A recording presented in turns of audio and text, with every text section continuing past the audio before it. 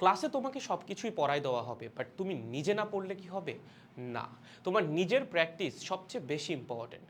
এই যে তোমরা মাঝে মধ্যে বলো যে ভাইয়া ক্লাসে তো আমি সব কিছুই বুঝি, বাট নিজে সলভ করতে গেলে আমি পারি না, তার কারণ কি? তার কারণ হচ্ছে তোমার প্র্যাকটিসের অভাব।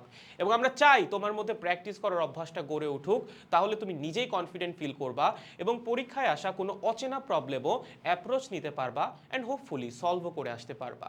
এই লক্ষ্য নিয়েই আমাদের এইচএসসি 27-এর প্রাইভেট ব্যাচে শুরু হচ্ছে ম্যাথ চ্যালেঞ্জার ভেক্টর চ্যাপ্টারটার উপরে। এভাবে আমরা প্রত্যেকটা চ্যাপ্টারের উপরেই ম্যাথ চ্যালেঞ্জার রান করব।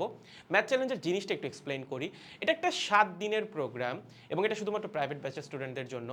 প্রতিদিন ওদেরকে 10টা করে ম্যাথ সলভ করতে দেওয়া হবে। এভাবে 5 দিন সময় পাবে 24 ঘন্টা করে 10টা করে ম্যাথ সলভ করার জন্য।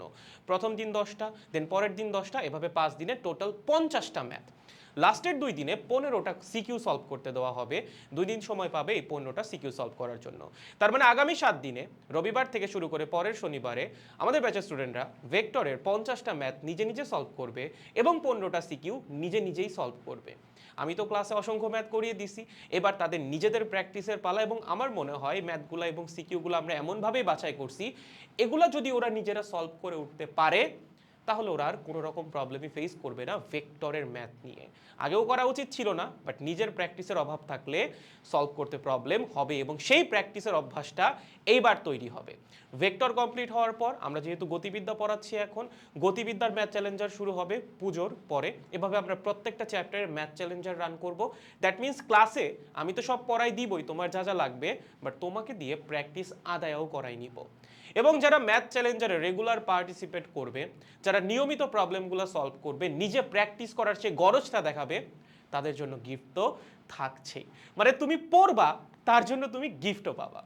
ওকে, তাহলে দেখা হচ্ছে ম্যাথ চ্যালেঞ্জার নিয়ে আগামীকাল থেকে শুরু হচ্ছে। যারা এইচএসসি 27-এর আছেন, প্যারা খাচ্ছেন ফিজিক্স নিয়ে, আমাদের সাথে যুক্ত হয়ে যান। পড়াশোনা নিয়ে আর কোনো প্যারা থাকবে না, ফিজিক্স নিয়ে আর কোনো প্যারা থাকবে না।